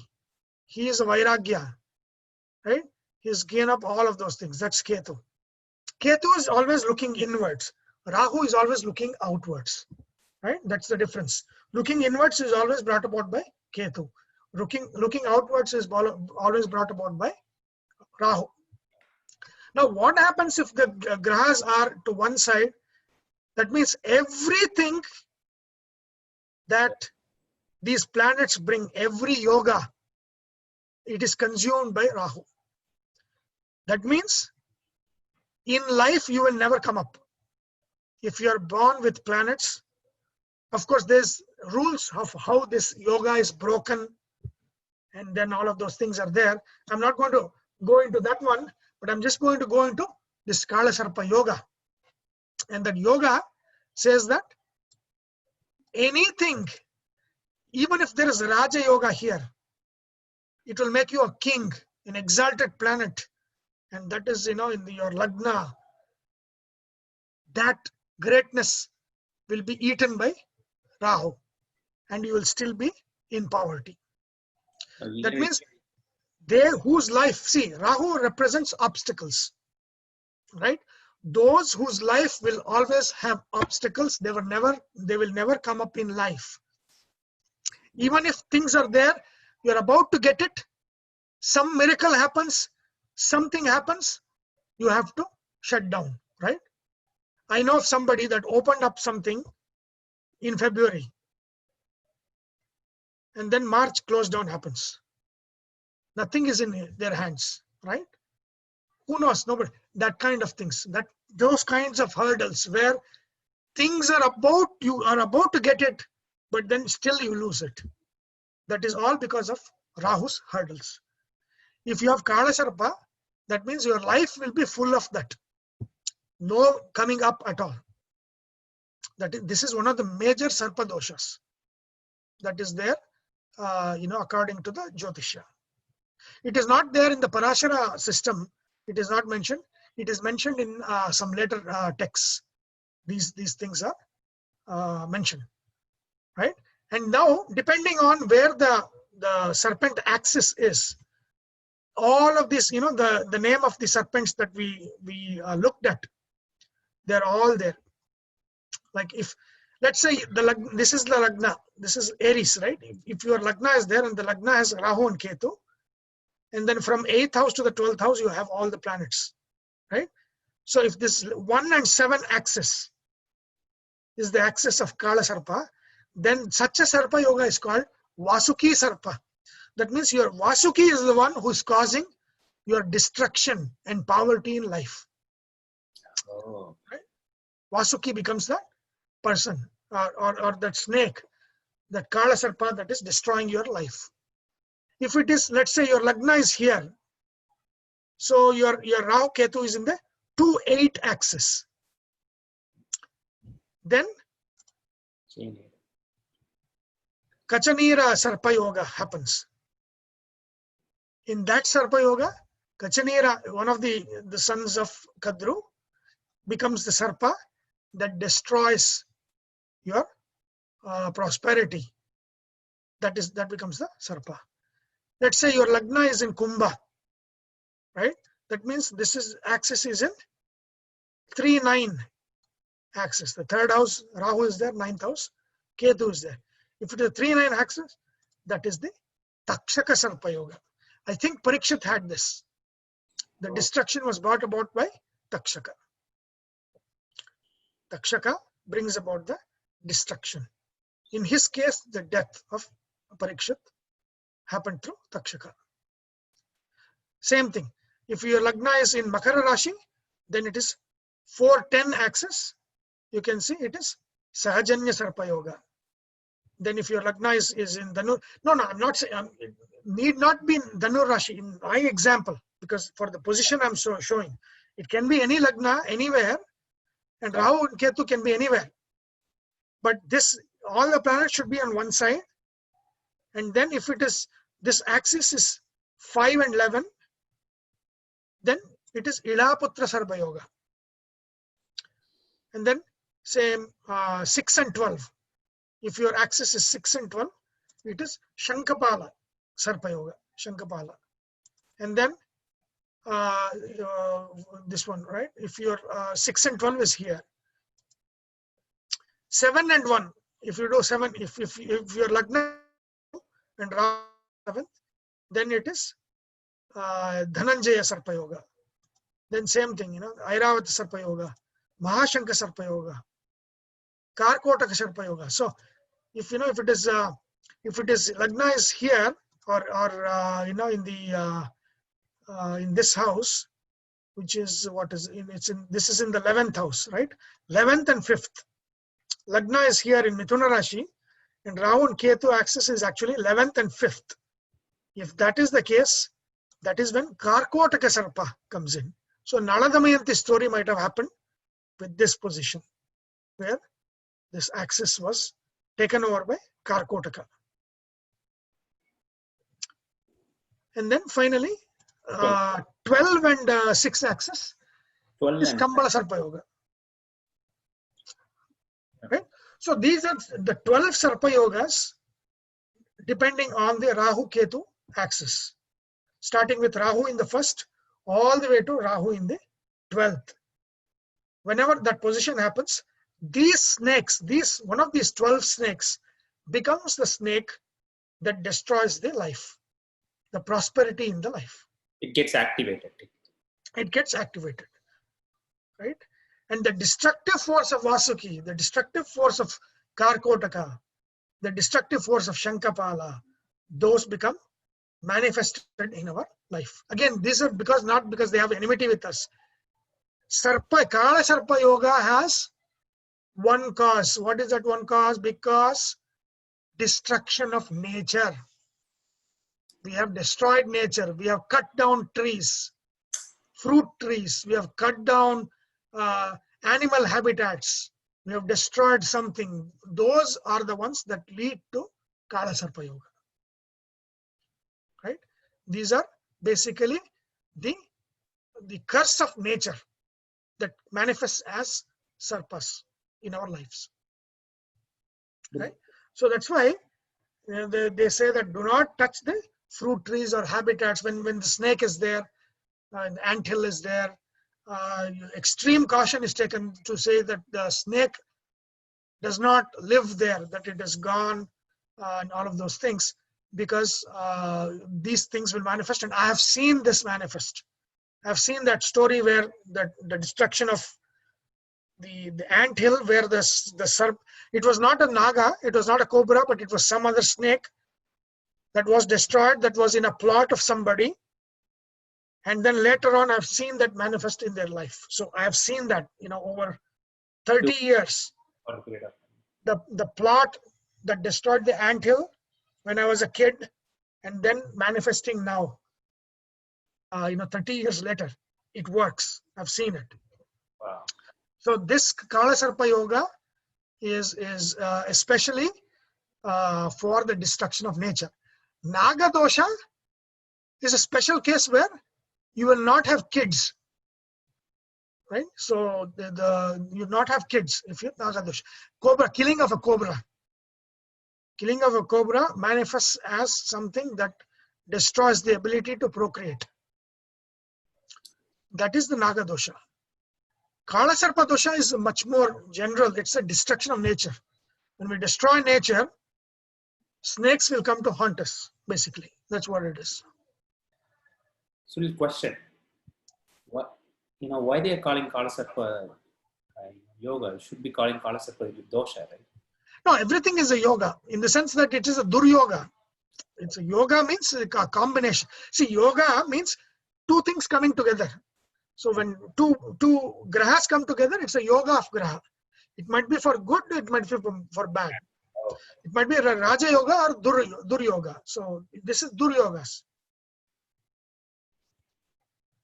Sunil, on one's horoscope, it is only temporary for a certain period of time. Then it changes every time. No, what it once. No, what? Gochara. Kundali, it is only for a certain period of time because these things keep changing. Yeah. No. But this is like the instant when you are born or you take the first breath. That captures it. That's it. Then of course they're moving. But the instant of your first breath, what was the combination? That is frozen in time, right? That is frozen. Yeah. So I'm talking about that instant of first breath. When you take in the prana, you take in all of this. These are all the templates that you take in, and then they start manifesting in your life.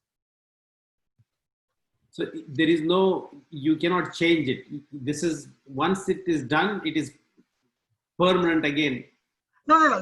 There is breakage of yogas. So how do you break this? What kind of puja is done to this? All of those things are there. I mean, if you have destroyed a lot of natural habitats, it has to be suffered. I mean, there's nothing that will, and it will be shown. See, the horoscope will show how to break this yoga. Horoscope will show that. It is broken by Shubha grahas like Guru, Shukra, and Purna Chandra. These grahas will break it. Right? That means that what you have done, right? There is a solution to that. If you do that solution, that the grahas like Guru indicates, then it is broken. Like for example, if the Shukra is the graha that breaks a Kalasarpa combination, for example, right? That means prosperity starts with after marriage. You would have seen people that are, nothing, ordinary, very ordinary until marriage. Once marriage happens, prosperity starts. That means if that mediocrity before marriage was, let's say, because of Kalasarpa yoga, most probably the breakage happened because Shukra was the one that broke it. So with marriage comes prosperity. Right? But again, the opposite is also true, but not this yoga, where after marriage, you fall down. Right? So that is also there. I mean, these are different yogas that will tell you different events in life trigger these different things. Marriage is a very important event in life. That's why, marriage is a very important event that you shouldn't be taking coolly, because it is a trigger point in a Jyotishya. Marriage changes so many things in your life. If there is something bad that is supposed to happen after marriage, be careful, right? So that needs to be taken. Even in the chart of Aishwarya, I think Aishwarya Rai had some kind of thing, or Abhishek Bachchan, somebody had it. She had it, right? Right? So they did, and that's not this yoga, but that's a different yoga, but I'm just giving an example where it would show that the first marriage is a failure. The next marriage would be amazing, right? You might have people where their first marriage was completely miserable, and the second marriage is amazing, right? Let's say that happened. So that shows that if they see that in the horoscope, what they do is they make, there's something called as Kumbha Vivaha. So the first marriage is going to be with a tree, Plantain, or some kind of and then after that they go through the whole marriage ceremony like any other. and then that will be cut. Right? As if that, so that the first marriage is broken. The Duryoga is gone. So then what will manifest in her life will be the second one, which is going to be good. So this is how they did this. Right? This is how they did. They looked at these yogas and see how to prevent the manifestation, because there are, see, things manifest only after certain trigger points. There will be trigger points, certain events in life, certain changes in life. So, like, you let's say some people are miserable in India. They go to America or some foreign country. Suddenly they become, why? So that is the trigger point. It says, if you live in your own place of birth, you will never come up in life. But if you go to another faraway place, then you get Lakshmi Yoga. Such people, they should be advised to not live in your own place. Go to some other place and work. So these are the things, that this is how Jyotishya used to be done, where they look at the trigger points and then they look at all of these things. What brings prosperity? What brings poverty? How to make sure and all of those things are prevented. They would give you the advice, and there would be a family, astrologer that would know all the charts. They'd give you the advice, and then on what to do and what not to do, and that's how it went. But then now it's become on TV channels they're simply shouting those kinds of things. But that is how you use the Jyotishya, is understand the trigger points, understand where the manifestation points are, and then stay clear of it, or go do it if it brings prosperity. Okay? And one of the biggest doshas is Duryoga is Kala Sarpa, Duryoga. Naga dosha is your Sarpa dosha. So if somebody has Sarpa dosha, that means they'll be evil-minded, in the sense that Sarpa dosha is where the Kendra sthanas, that means 1, 4, 7, 10, will only have Dushta Grahas. So if you have, let's say, if you have Rahu and Ketu in 1 and 7, Mars is in the 4, and Shani is in the 10, right? So 1, 4, 7, 10 is basically the 4 pillars of your life. Tanu, 1 is your body, your health, your buddhi. They say buddhi, shuddhi, vruddhi, siddhi, the 4 dhis of Kendras. Oh, super. It means the first house is buddhi, what you think, your body, how you think, your intelligence, that is called buddhi. The 4th house is called shuddhi. Your heart, is your heart shuddha, how you think, how you feel emotionally, shuddhi, the 4th house. And also your home, your family, everything comes in the 2nd pillar. So your body is the 1st pillar, your support system is your family, that's the 2nd pillar. Vriddhi, how you will come up in life, is shown by the 7th. Siddhi, what gives you success in life, that is shown in the 10th. So if you have any, if only Papa Grahas are in the Kendra Sthanas, then you trigger Sarpadosha. But even if there's one good Graha in one of the Kendras, Sarpadosha will not be there. So those things, Sarpadosha will make somebody very bad in thinking. These are extreme bad thinkers. So there are these kinds of different yogas: Sarpa Yoga, Naga Dosha, Kala Sarpa Dosha. So these are this Naga Dosha mostly for your the kids, not having kids, difficulty in having kids, not having good kids. All of the kid problem starts from Naga Dosha, triggered by the killing of cobras. Kala Sarpa is destruction of environment, destruction of nature, destruction of natural habitats of animals. That is Kala Sarpa Dosha. And then the Sarpa Dosha is basically an individual like Hitler, bad individual. So that is Sarpa Dosha. Okay. Fantastic. So since we were doing Sarpas, I thought let me give you this basics of something called as Kala Sarpa Dosha. If there's Kala Sarpa Dosha, unless it is broken by some trigger events, it goes on, it will never bring prosperity in life. You might, I don't know this for sure, but let's say Vinod Kambli, right? The cricketer. Sachin Tendulkar and Vinod Kambli came up at the same time. But then he played a couple of test matches and all those matches. That's it. He lost it. Life will be like that. Even though you have such promising talent, you destroy it yourself. Converted to Christianity, by the way.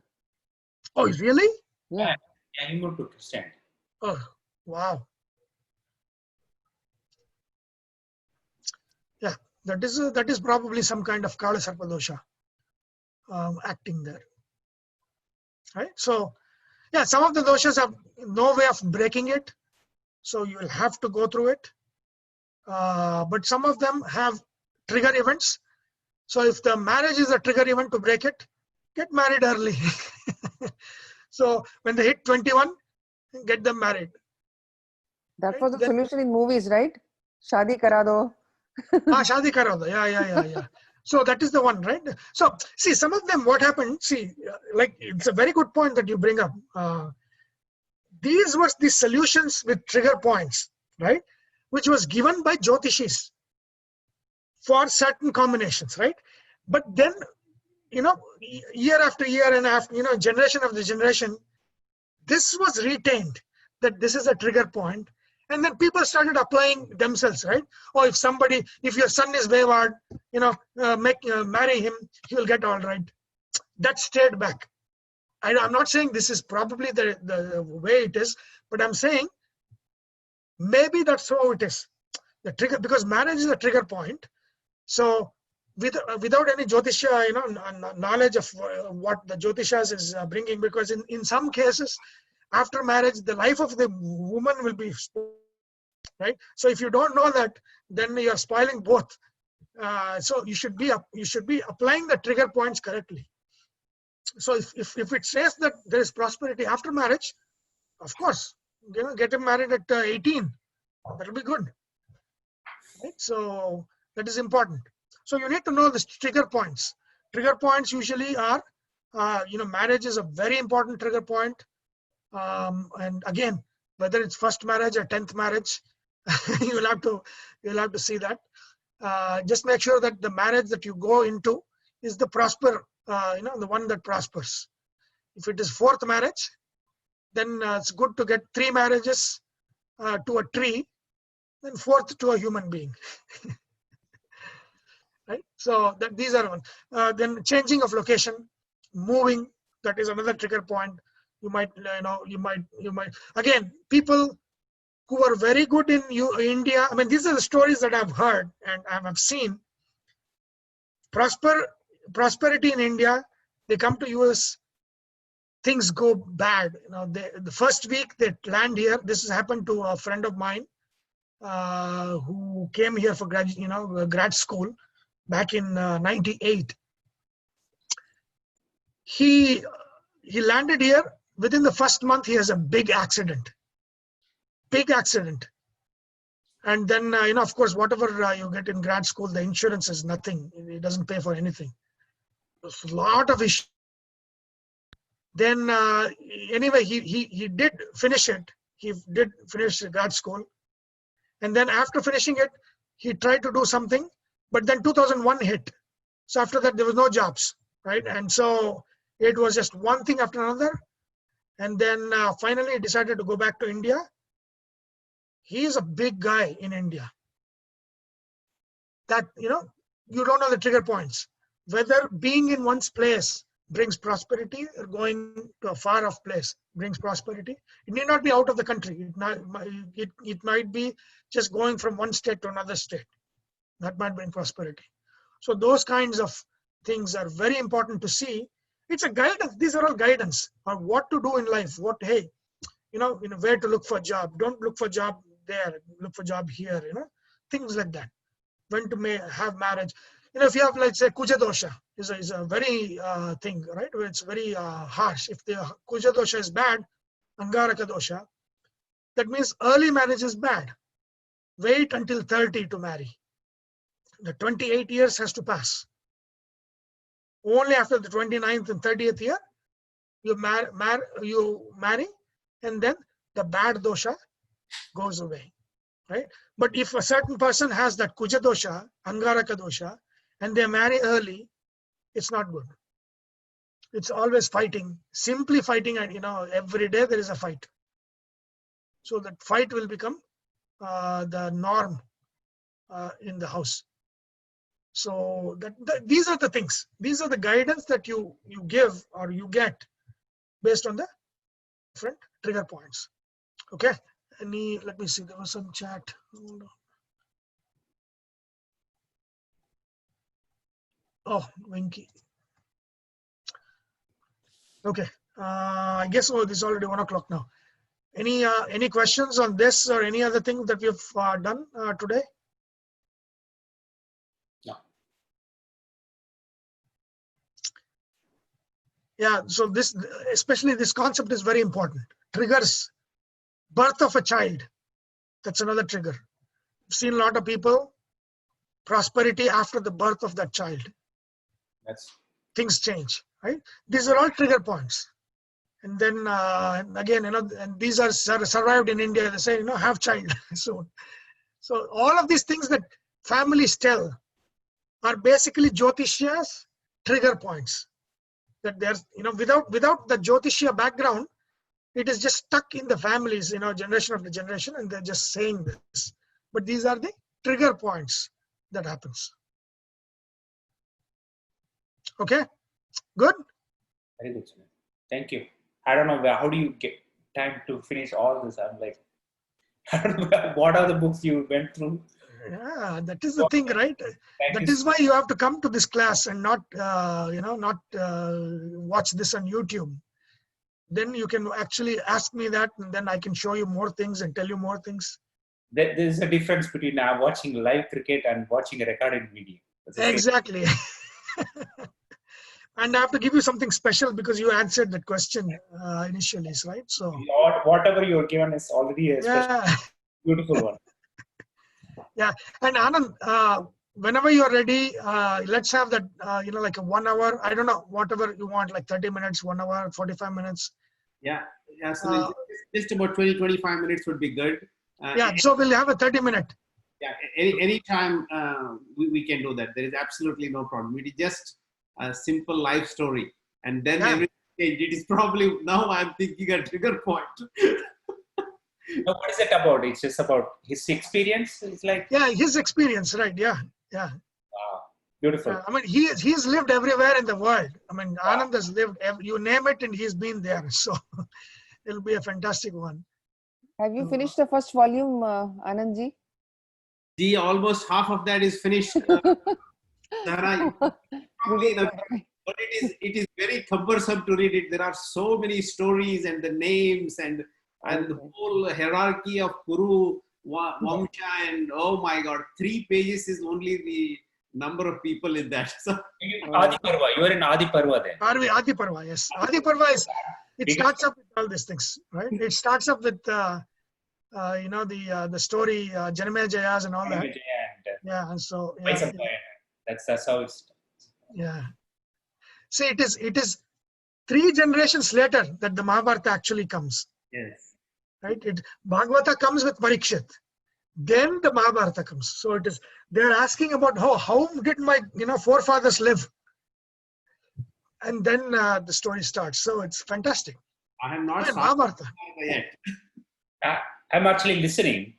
I mean, we used to discuss, me, Karthik, and Sunil also I discussed with. I'm listening with Vibhuti Krishnan's Panyasa. So I'm somebody put that he's doing an English class, right? Or some English lecture. He's there. When is he doing? He's doing live online. When? Yep. I think every day I saw in Facebook he posted that. Oh, it is every day. Every day. His son is. No, English. In English. Yeah, English only. His son doing actually. Oh, his son is doing. Okay. Yeah, so Anand's story probably we'll do next weekend. Maybe Saturday, whatever. We'll do it. So Gita class will be Sunday morning. This will be Saturday evening or something like that. We'll fix up a time. 30 minutes. Fascinating because his experience and his thinking And it's a Mathana, right? The Samudra Manthana in his mind, how that happened. That would be fantastic to hear. Sure. And yeah, so yeah, we'll do that, Anand, next week. Definitely. Okay. Okay, then we'll finish with the prayer. Om Om Vasudeva Sutam Devam Kamsa Chanuramardanam Devaki Paramanandam Krishnam Vande Jagatgurum. Om. Okay, then. We will continue next week, with the next sloka, 29th sloka, Thank you. Thank and you. the stories that go with it. Okay, you like this format, right? I mean, you want this to be story, because I love this deep dive into each of these stories, because that will tell you more of what this is. not many people in the world to do this. So you are the only option. So love it Yeah. Yeah. so much. We like Okay, the then. format. We like this. Thanks a lot. Okay, then we will do that next week, the 29th verse. Okay, see you next week. Thank you so much. Okay, bye.